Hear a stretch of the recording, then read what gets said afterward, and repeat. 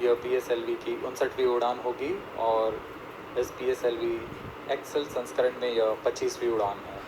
इसरो के work horse कहे जाने वाले इस रॉकेट कई ऐतिहासिक मिशन को सफलतापूर्वक संपन्न किया है, जिसमें चंद्रयान 1 और मार्स ऑर्बिटिंग मिशन उल्लेखनीय है। यह प्रमोशन वर्ष 2023 का 7वां मिशन होगा। इस साल की शुरुआत में SSLV के सफल प्रमोशन से शुरुआत कर LVM-3 के 2 प्रमोशन, GSLV Mark II का 1 और PSLV के 2 सफल प्रमोशन हो चुके हैं। यह PSLV का वर्तमान वर्ष में तीसरा मिशन है।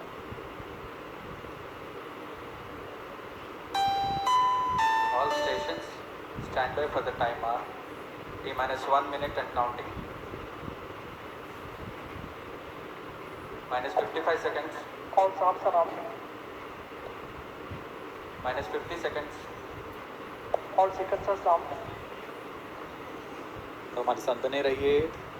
अब 40 सेकंड पर -40 सेकंड्स प्रमोशन किया जाएगा। open. -35 seconds. -30 seconds. -25 seconds. PS2 BSTP open. -20 seconds. PS1 ignition RMS off. -15 seconds. 10, 9, 8, 7, 6, 5, 4, 3, 2, 1, 0. +5 seconds. Lift off normal. P1 tracking. PC tracking. Magnificent lift-off of PSLV C-57 with Aditya L1 on board. +15 seconds. PSLV C-57 का सफल उत्थापन और इसके साथ प्रथम भारतीय सौर अंतरिक्ष यान निकल चुका है सूर्य के तेज से विज्ञान को प्रकाश करने। इसके साथ ही एक और कदम है अंतर्ग्रहीय सफर में भारत की उपस्थिति सिद्ध करने का। आप देख रहे हैं PSLV C-57 प्रथम चरण पूरी तरह सामान्य। The rocket flying forth, following nominal trajectory and developing nominal thrust. The bright fumes against a clear midday sky. Rocket launch is more than just a sight to behold. The roaring sound and the vibrations that we can feel here. Adding to this, the thrill are just amazing. Groundlit and airlit strap-ons operating together with the first stage S-139. Groundlit strap-on separated. जैसा कि निर्धारित है, ग्राउंडलेट strap-on को separate कर दिया गया है और प्रथम चरण का निष्पादन सामान्य है। इस घटनाक्रम में अगला एयरलेट स्ट्रैप-ऑन को यान से पृथक कर दिया जाएगा। Airlit strap-on separated. जी हाँ, इसकी भी पुष्टि हो गई है। स्ट्रैप-ऑन को सफलतापूर्वक पृथक कर दिया गया है। We are 100 seconds past the launch time. The groundlit and airlit strap-ons have been separated. S-139 motor still thrusting. S-139 110 second के प्रज्वलन काल के पश्चात उसे भी पृथक कर दिया गया है। +2 मिनट्स। द्वितीय चरण जो कि तरल नोदक पर आधारित चरण है, इसका प्रज्वलन शुरू हो चुका है और वर्तमान में प्रणोद उत्पन्न कर रहा है। The launch vehicle is at an altitude of 73 kilometers. First stage has been separated. Second stage has begun its operation and the closed loop guidance has been initiated. According to the announcement by Range Operations Director, PS2 is developing nominal thrust. PS2 41 ton के तरल नोदक पर आधारित चरण है। इसमें विकास engine द्वारा 800 kilo Newton का प्रणोद उत्पन्न होता है और इसका प्रज्वलन काल लगभग 150 सेकंड का होगा। Shar and Port Blair tracking stations presently acquiring signals. Flight path closely matching the prediction. +3 minutes. वर्तमान में यान क्लोज लूप गाइडेंस के अंतर्गत है। Second stage performance normal. यान की ऊंचाई 106 किलोमीटर। तथा सापेक्ष गति 3 किलोमीटर प्रति second. The velocity addition in PS2 regime is going to be from 2 kilometers per second to 4.9 kilometers per Payload second. fairing separated. The payload fairing covering the Aditya L1 spacecraft has been separated. The current altitude of the launch vehicle is 118 kilometers.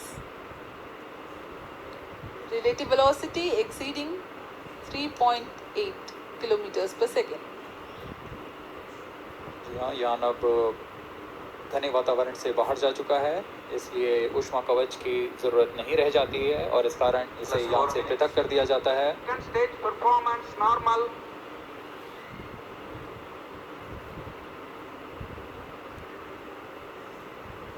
द्वितीय चरण वर्तमान में प्रणोद उत्पन्न करता हुआ और यान पूरी तरह सामान्य प्रदर्शन करता हुआ अपने अनुमानित पथ की ओर बढ़ रहा है।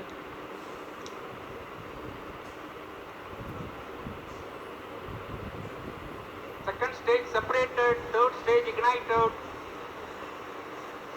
द्वितीय चरण को भी सफलतापूर्वक यान से पृथक कर दिया गया है उसके प्रज्वलन काल समाप्त होने पर। Normal.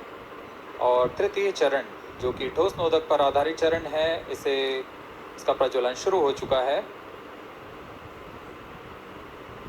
We are close to 5 minutes past the launch time. Presently, the third stage of PSLV is operational, developing nominal thrust. Plus 5 minutes. तृतीय चरण में 7.6 टन के ठोस नोदक का प्रयोग होता है और इसका प्रज्वलन काल 117.7 सेकंड का होगा। इस दौरान यह 240 किलो न्यूटन का प्रणोद उत्पन्न करेगा।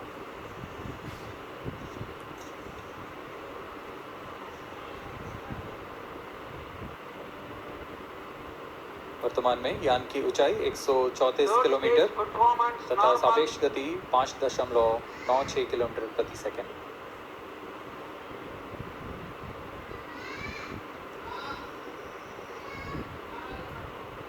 जैसा कि हम जानते हैं, PSLV सबसे विश्वसनीय रॉकेट रहा है इसरो का। वैसा ही प्रदर्शन करता हुआ एक और मिशन PSLV C57 का।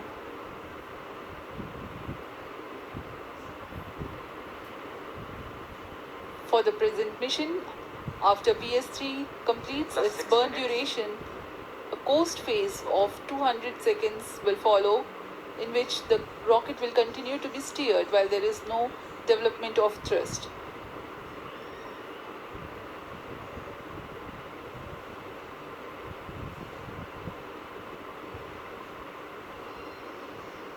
जी हाँ, अभी कुछ ही क्षणों में PS3 का प्रज्वलन काल समाप्त हो चुका है और होस्टिंग फेज इसके बाद जारी रहेगा। Vehicle in combined hosting for approximately 200 seconds.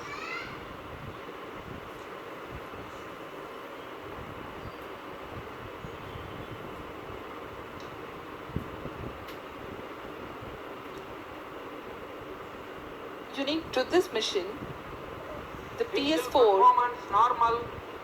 will start twice at predesignated times and duration. The multiple start capability of PS4 will be utilized very aptly to achieve the argument of perigee of 346.6 degrees, which is very crucial for this mission. The commencement and duration of PS4 burns enable achieving this orbital parameter. Argument of perigee is the angle that is made by the perigee point from the ascending node at equatorial plane. AOP exceeding 300 degrees is helpful in mission planning to achieve halo orbit around L1 with minimal propellant expenditure.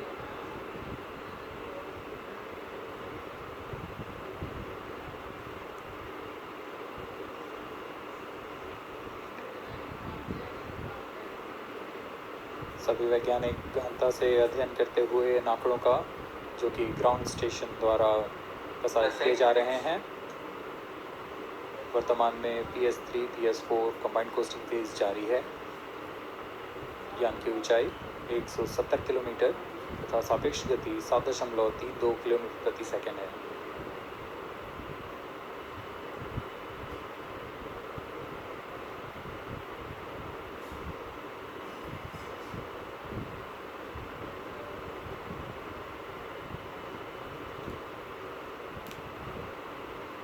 Vehicle performance normal.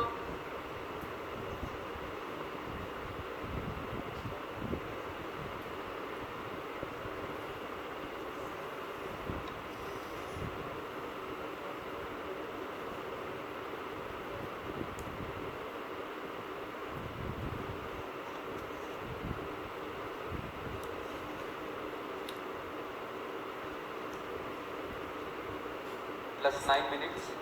Speaking a few words about the Aditya L1, describing the sun, Indian Vedas have said, Yesha Bhagavan Manirakash Mandalasya Chakravarti Khechara Chakrasya Deepako Brahmanda Bhandasya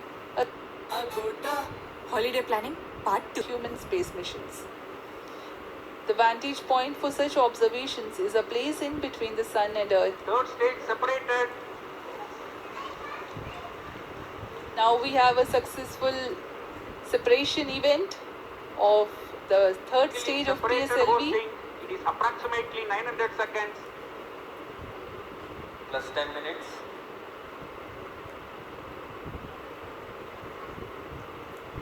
जहाँ तृतीय चरण को सफलतापूर्वक पृथक कर दिया गया है Normal. और अब PS4 कोस्टिंग फेज पर है। इस दौरान कोई भी प्रणोद उत्पन्न नहीं हो रहा है। यान प्राप्त संवेग से आगे बढ़ता हुआ और निर्धारित पथ का अनुकरण करता हुआ जा रहा है। We are 627 seconds from the launch.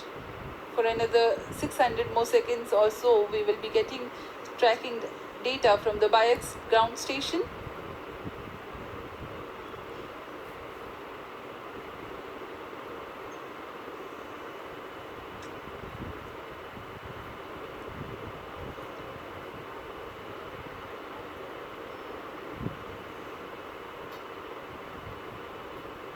यह कोस्टिंग फेज लगभग 900 सेकंड का होगा। इस दौरान हम आपको कुछ जानकारी देते हैं।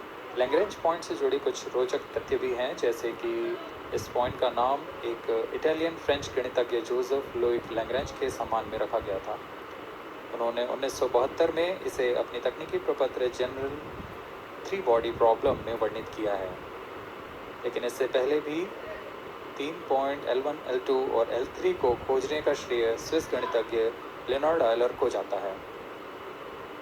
L1 पॉइंट पर नासा ने पहले ही सोलर एंड हेलियोस्फेरिक ऑब्जर्वेटरी सोहो को पहुंचा चुका है और विश्व प्रसिद्ध जेम्स वेब टेलीस्कोप को L2 लैग्रेंज पॉइंट पर स्थापित किया गया है। L1 की पृथ्वी से सूर्य की दिशा में दूरी लगभग 15 लाख किलोमीटर है और इसे हम एस्ट्रोनॉमिकल यूनिट में 0.01 एस्ट्रोनॉमिकल यूनिट कह सकते हैं। यह पृथ्वी से सूरज की दूरी का केवल 1% है।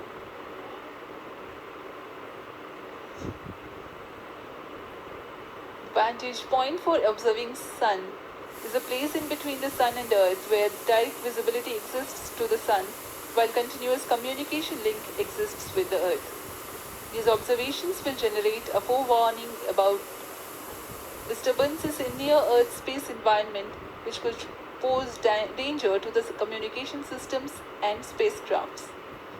Various thermal and magnetic phenomena on the sun are of extreme nature, which cannot be replicated in labs. The best way is to observe the sun up close.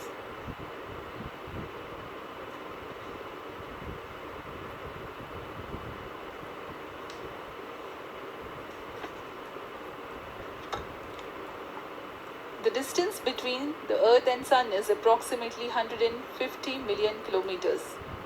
At the central region of the Sun, known as core, the temperature can reach as high as 15 million degrees Celsius.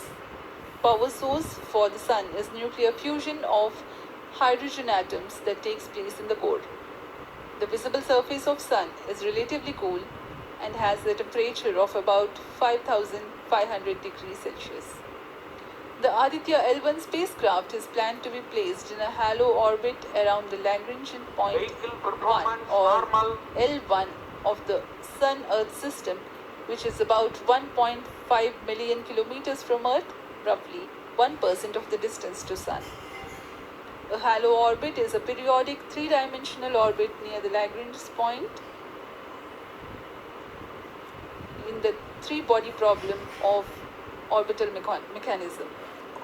The object in this orbit stays in place by the gravity of Earth and Sun. It requires little energy for station keeping. Several probes have been placed in space to observe the Sun by various space agencies. Lagrange's point L1 is a great location for solar explorers such as Aditya L1, as it allows for an unobstructed view of the Sun that is never eclipsed by Earth. At L1, Aditya L1 will join spacecraft such as ESA NASA's Solar Heliospheric Observatory or SOHO, which has been at L1 since 1996. Lagrange point एक ऐसी जगह है अंतरिक्ष में जहां अगर कोई चीज़ पहुंचती है तो वह वहीं बनी रहती है, क्योंकि लैग्रांज पॉइंट पर दो बड़े द्रव्यमानों का गुरुत्वाकर्षण खिंचाव बराबर हो जाता है और इसमें एक अभिकेंद्रीय बल है कि जो कि पिंड को दोनों द्रव्यमान के साथ बनाए रखता है। ऐसे 5 लैग्रेंजियन पॉइंट्स होते हैं पृथ्वी और सूर्य के बीच। इन पॉइंट्स में अंतरिक्ष यान को भेजकर कम से कम ईंधन की खपत पर या उस स्थान पर अंतरिक्ष प्रयोगों को अध्ययन के लिए बनाए रखा जा सकता है। आदित्य L1 उपग्रह को भी ऐसे ही लैग्रांज पॉइंट 1 पर स्थापित किया जा रहा है। अंतरिक्ष यान को यहाँ तक पहुँचने में 125 दिन का समय लगेगा।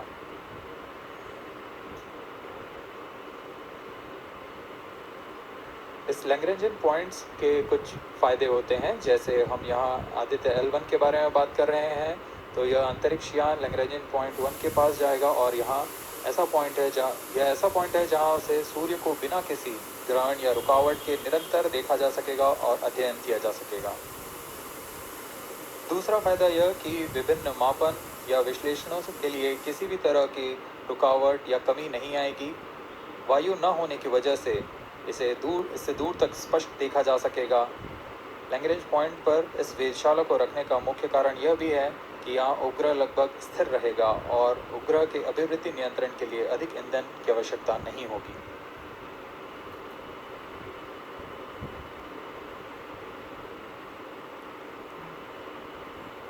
वर्तमान में PS4 चरण का कोस्टिंग फेज जारी है।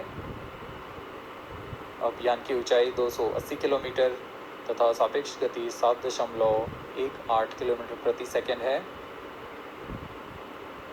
अब यह उचित अभिवृद्धि प्राप्त कर पुनः प्रज्वलित किया जाएगा।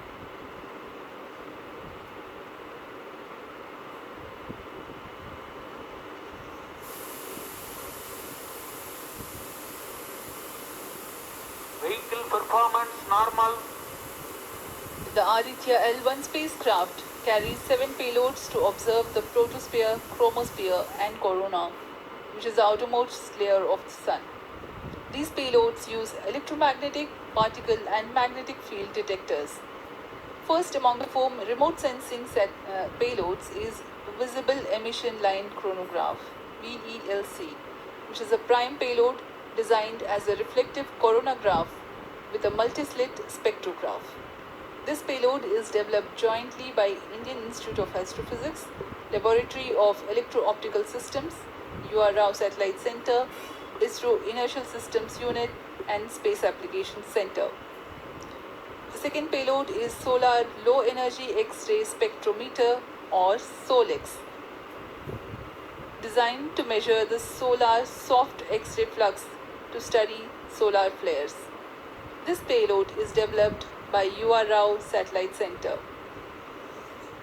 Third payload is the Solar Earth Ultraviolet Imaging Telescope SUIT, which is a UV telescope to image the solar disk in the near ultraviolet wavelength range. The payload is developed by Inter-University Center for Astronomy and Astrophysics, Pune, LEOS, URSE, and IISU. The fourth payload is High Energy L1 Orbiting X-ray Spectrometer or HELIOS, developed by URSE is a hard X-ray spectrometer designed to study solar flares in high energy X-rays. The fifth payload is the one which is meant for in situ observations. This is Aditya Solar Wind Particle Experiment